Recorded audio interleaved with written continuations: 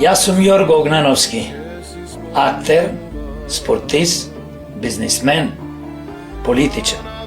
Јас сум татко, дедо, човек. Но пред се, јас сум македонец, кој си ја сака Македонија.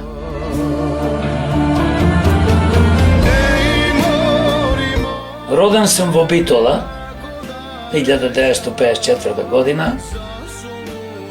Моите родители, Љубица и Илија, се луѓе кои што ме учеа преку животот да бидам пред се човек, чесен, хуман.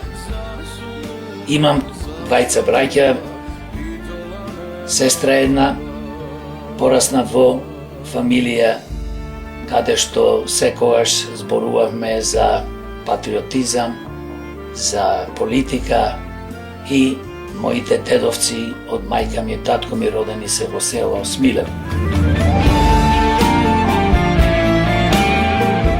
Инаку пораснат сум на Бајрот, горе, ние го викаме Бајрот, живеем во близина на манастир Каркардаш, тоа ние го викаме Битола популарно, и детството го поминав по ридишта, убава прекрасна природа, така да имав прекрасно детство, се запишав прво оделение во Тодор Ангелевски основното училиште и трето се преселивме од Бајрон во Битола, Смилевскиот Бајр го викаат, и живеев долго време позади сатот, место викано Дрвен пазар.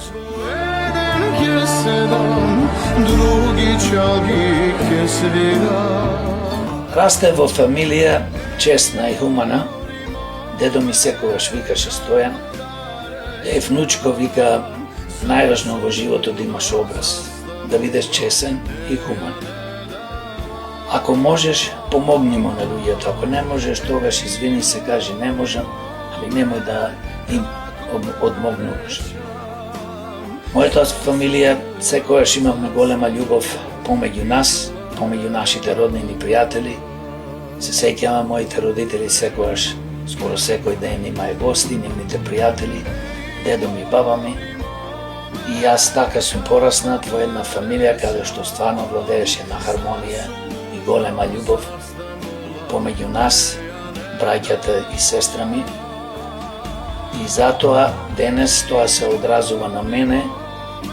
Денес и секогаш сум бил чесен, секогаш сум ги сакал луѓето, секогаш сум сакал да помогнем.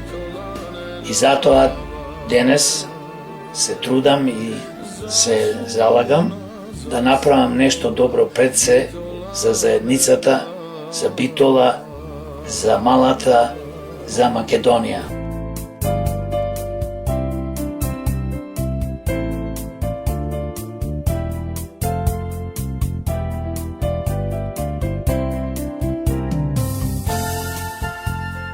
Кога бев тинејџер, јас во Битола многу го сакав спортот и покрај што одев да учам, завршив основно училиште во Гоце Делчев, тоа е во центарот на градот на Битола.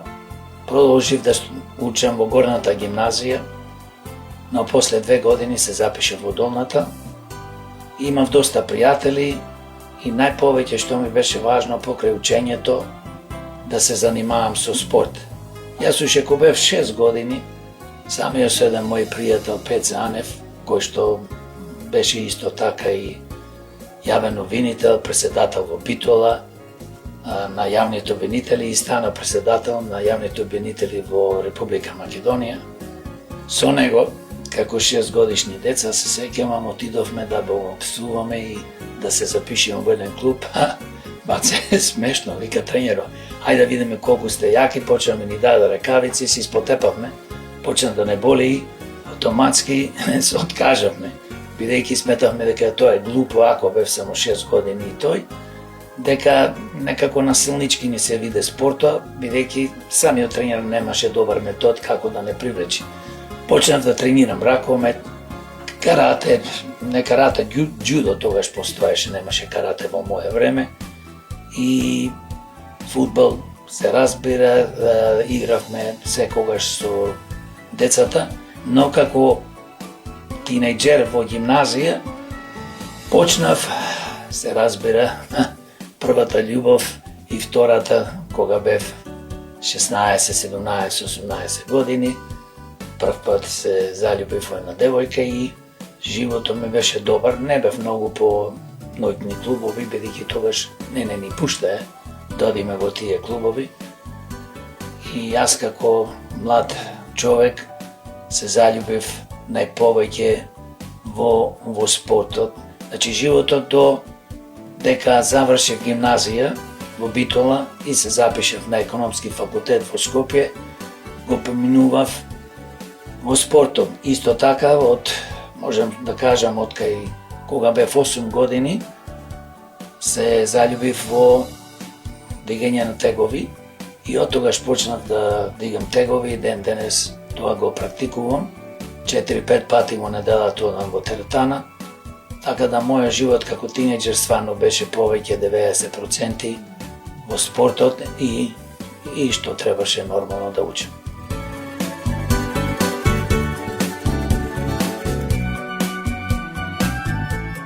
Кога бев 4-та година гимназија, најголема желба ми беше да бидам доктор.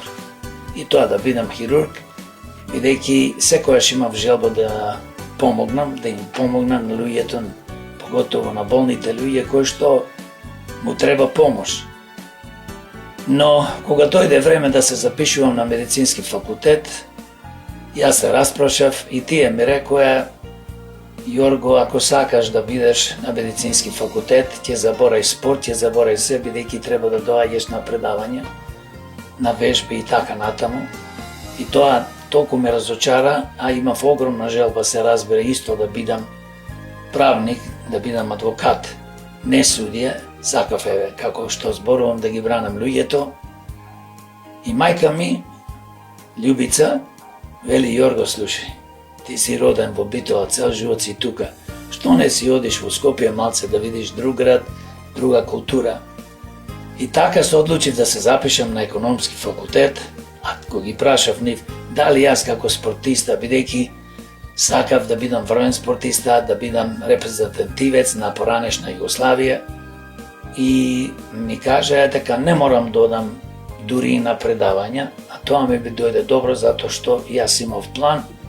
Играв малце кошарка за студент во Скопје, но имав еден другар, Златко од Прилеп, што го викавме Звер, и тој се занимаваше со карате. Вика: дојди да гледаш карате. Еден ден отидов да гледам карате. Што да видам таму, значи јас викам: овие црни појаси, не знам какви појаси, не се многу добри, јас можам да се борам со овие. Тој вели: па не, вика, ако можеш да се бориш, почни да тренираш со нас. И така почнав да тренирам кај господјата Мира Костич, и исто тренер ми беше господино Живко Тасевски, кој што е еден од врвните тренери и ден денес, и го промовира фантастично каратето во Македонија. Има клуб во Скопје. Почнав да тренирам, за неполни 6 месеци станав црн појас, плав појас зедов, па неполна година станав црн појас и влегов во репрезентација на Југославија со плав појас, бидејќи бев во Улци, мислам, и таму Илија Јорга, Владимир Јорга ме примети и вика: ти сакаме да бидеш репрезентативец. И тогаш мислам дека полагав за црн појас, од плав одма ме скокна на црн и станав повеќе кратен првак на Југославија во карате, во полутешка категорија, бев апсолутен првак. Како репрезентативец настапува во југословенската репрезентација, освоив 3-то место со југословенската репрезентација и 5-то место во светот.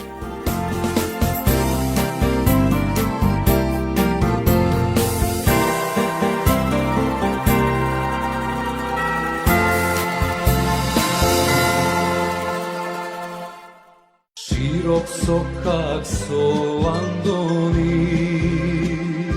Јас ја гледав ситуацијата во поранешна Југославија. Некои работи ми се допаѓа многу, но некои не ми се допаѓа. Една од работите што не ми се допаѓаше беше дека децата на директорите, на политичарите и децата на судите и така натаму, на функционери некои, тие ги добиваа становите, бидејќи тогаш се даваа станови на млади брачни парови, на млади луѓе. Јас завршив факултет, сопругата ми имаше завршено технолошки факултет и како врвен спортиста, репрезентативец, имав стипендија. Мене ми беше ветено дека ќе добијам стан, но тоа ништо не се случи. Се становите ги добиваа, како што кажав, деца на директори, функционери, суди и така натаму. Тоа толку ме револтира, што одлучив да заминам во Соединетите Американски држави.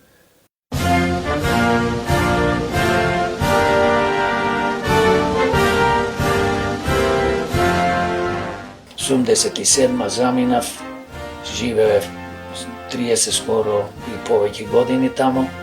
Јас се чудев како е средено, како е убаво, како самите американци сакаат да ти дадат шанса ако си, дали си спортиста, дали си актер, дали си музичар, дали си научник или работник, тие бараат секојаш квалитет и те ценат единствено по квалитет.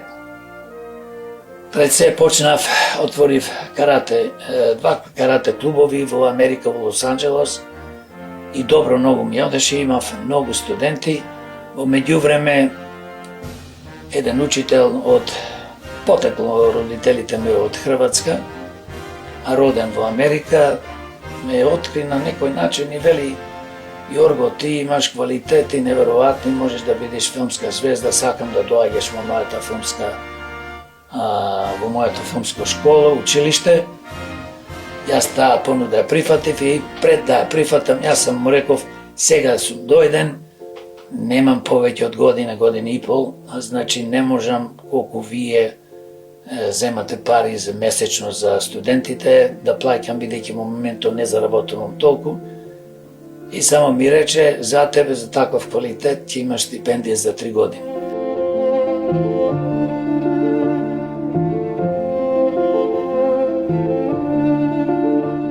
Така отпочнав мојата кариера како актер и доста научив за глумата и почнав да учам и за продуцирање. Со текот на времето отворив 2 компании во Холивуд. Едната се викаше Hollywood Star Entertainment, другата Geo Production, и почнав да произведувам играни филмови и учествував и во други филмови каде што имав шанса. Сум играл со попознати глумци како Дженифер Гарнер, личен пријател сум со Ал Пачино, кој што почнавме да се дружиме, бидејќи јас бев во еден клуб кој што се викаше Малхоланд тенис клуб. Тоа е клуб на Беверли Хилс, на Холивуд Хилс, тука се сите глумци, доаѓаат и бизнисмени, многу богати луѓе, кантри на клуб го викаат тие во Америка. Значи, јас запознав и други како Хали Бери, Ричард Дрейфус, Кети Бейтс и други познати глумци и продуценти, кои што имав шанс од нив и да зборувам и да учам околу глумата, околу бизнисот. Голема желба ми беше да бидам продуцент, па и почнав да пишувам сценарија, така да во Холивуд јас како човек преку мојата компанија Hollywood Star Entertainment и компанијата Geo Production имав произведено 4 играни филмови кои што се продаваа по светот и некои од нив направија поголеми успеси. Многу беше важно што имав и прилика да се дружам и да се запознам со Стивен Сигал, со Ван Дем. Имав голема шанса со Ал Пачино да снимам филм и имам едно сценарио кој што уште не е снимено, се вика Александар. Се работи за македонче кој што расти во некој дом, го присвојуваат млад брачен пар македонци и по сплет на околности открива дека детето има најубав глас на светот. Ал Пачино требаше да игра улогата на менаџерот, прифати, но За жал не најдов разбирање со Министерството за култура на Македонија, тогаш беше премиер Никола Груевски и таа работа тие ми ветија дека еве ќе ти дадеме пари и не баравме ние од Америка, од мојата компанија, многу пари беше некаде 150.000 евра, но не знам што беше работата. Јас како човек тогаш почнав да ја запознавам пригазната за политичарите. Повеќе политичарите тоа време беа заинтересирани за тендери, проектите да бидат со повисоки цени и не успеав тој филм да го направам, но тој филм е приказна за дечка приказна и таа е интернационална. Секојаш може да се направи и да се продава во светот успешно.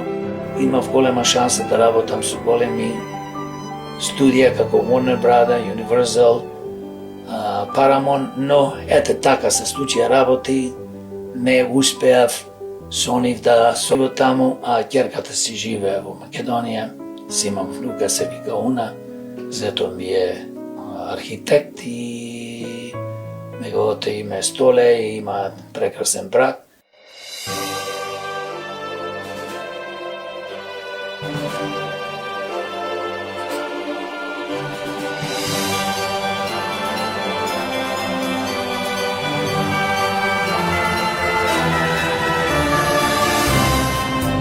Па јас некако пред 7-8 години одлучив да дојдам во Македонија затоа што сватив дека тука некои работи не се како треба и одлучив да почнам да се занимавам со политика.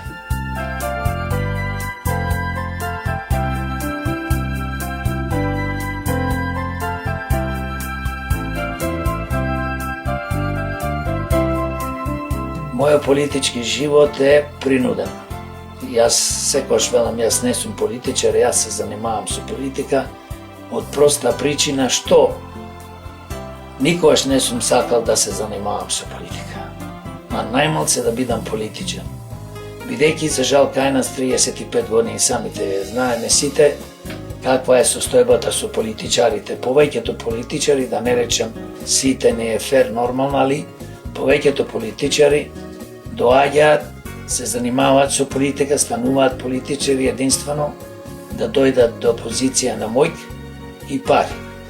Јас како човек, како пред се Јорго Огненовски, не можам да трпам неправди, не можам да трпам уништување на еден народ и не можам да трпам уништување на држава како што е нашата Македонија. А најмалце можам да трпам неспособни луѓе да водат ова држава, политичари.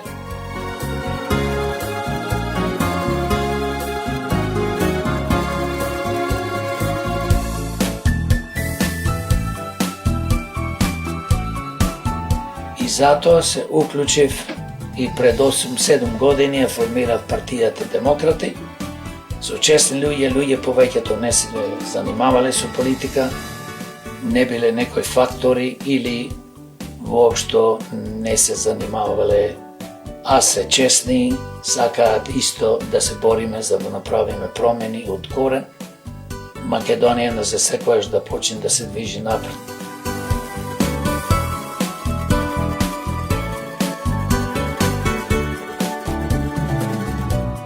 Јас секојаш се прашувам како родител на 2 деца и сега дедо на 3 внуки, што се случува во главата на граѓаните на Македонија, на одредени граѓани. Јас кога зборувам, ајде луѓе да направиме нешто за Македонија, ајде да направиме за нас, ајде да направиме за граѓаните, за нашите сограѓани, дај да промениме ова, дај да креираме на функционална правна држава, економски моќна, да имаме врвно здравство, да имаме врвно образование, инфраструктура, да имаме здрава животна средина, не е секој ден да не труе некој со отровен воздух. И се разбира сите други работи што треба да ги имаме. Најважно е да се грижиме за старите, за изнемоштените, за пензионерите, за болните. Денес гледаме што ни се случува во Македонија и тоа ме мотивира да продолжам со борбата за да имаме подобар живот за сите. Независно дали сме македонци, дали сме албанци, дали сме турци, власи, бошњаци, торбеши, срби, хрвати, што и да сме, важно е дека сите сме хумани луѓе и заслужуваме подобар живот. Важно дека сме сите македонци во Македонија со своји обележја. Јас како човек, како македонец, сакам да се борам за себе, за мојата фамилија, за моите деца, внуци, да се борам за граѓаните на Македонија, што е најважно, можеме да си ги задржиме децата, бидејќи децата денес бегаат од овој трул криминален систем, бегаат од политичарите, кои што немилосрдно 35 години ја плачкаат, уништуваат, разнебитуваат нашата Македонија.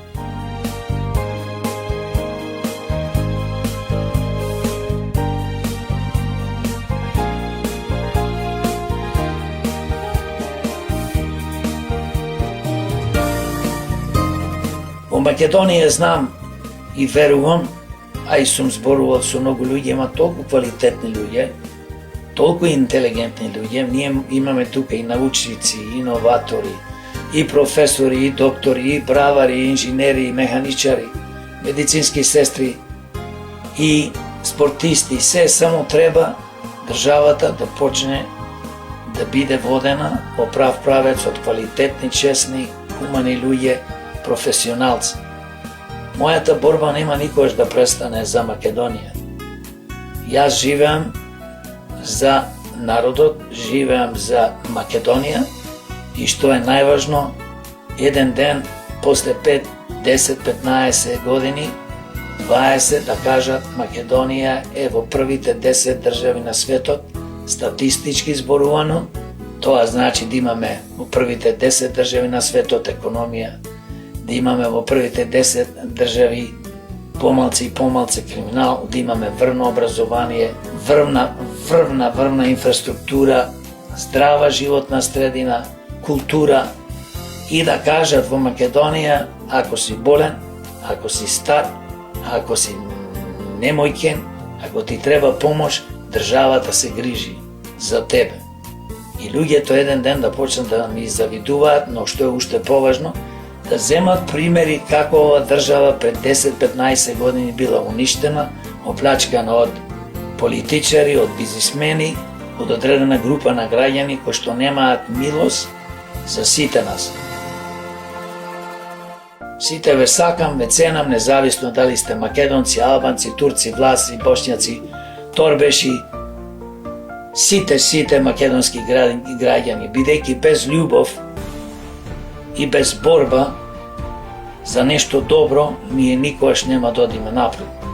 Затоа ве повикувам да ни се придружите во борбата и заедно да се бориме за подобра иднина на Македонија, да се бориме за подобра иднина на нашите деца, внуци и сограѓани. Да ни живее Македонија, да ни живее македонскиот народ и сите други народи и народности. Македонија да ни е вечна и вековита.